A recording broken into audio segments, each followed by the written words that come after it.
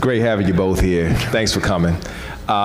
This question is I have a question for each of you, but I wanted to ask Stephen first. As a voice actor, I know certain actors go into, preparation, certain types of preparation to, prepare to do their work. Is there any specific methods in which you do to prepare for a particular role or reading the script and so forth? I don't.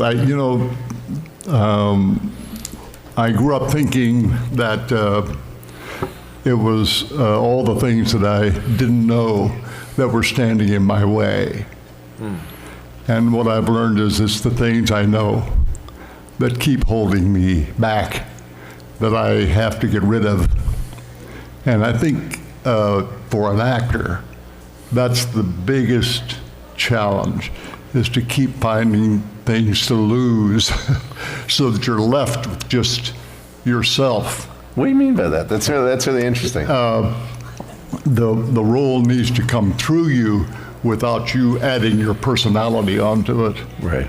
So you have no idea how much we collect in terms of our little isms and what we believe in and our worldview and so on. And it can stand in the way of what can be a very creative, beautiful experience, to just let the role tell you what it needs to do through you, and try to be humble about it.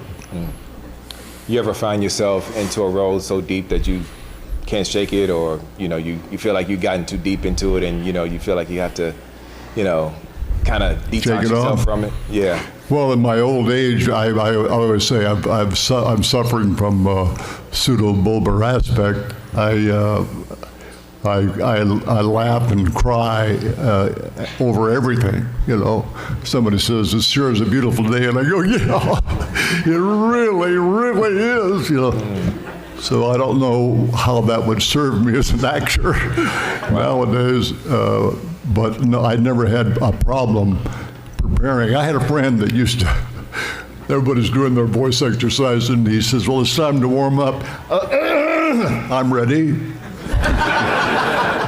And so I think there is something to that. You don't need to prepare to be you.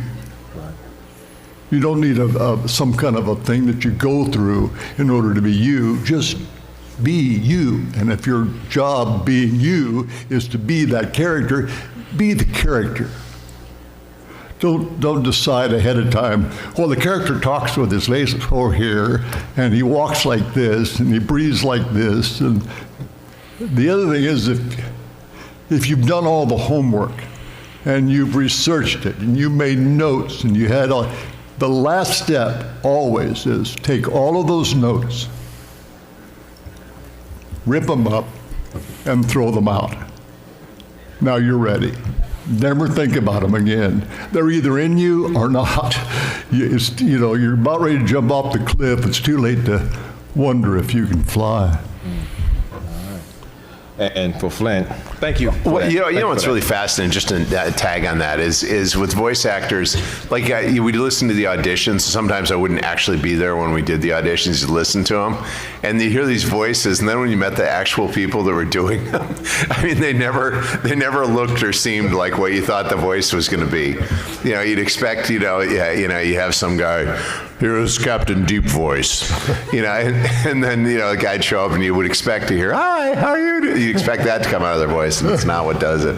It's pretty funny. I always just marveled at that, because I didn't get that skill set, so it was kind of really fun to watch what these guys did.